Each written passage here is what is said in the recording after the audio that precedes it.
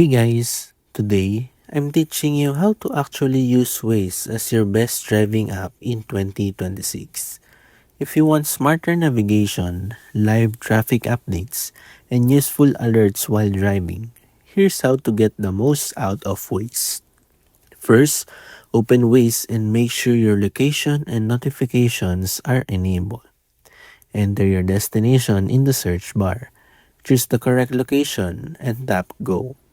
While navigating, pay attention to the map for traffic, accidents, road hazards, and police reports. Waze can automatically adjust your route when traffic conditions change. You can also use the settings to avoid toll roads, highways, or difficult routes based on your preference.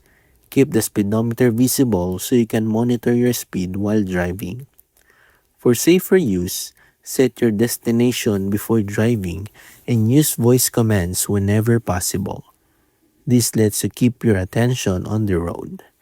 And that's how to actually use Waze like pro. Thanks for watching and don't forget to subscribe for more Waze tutorials.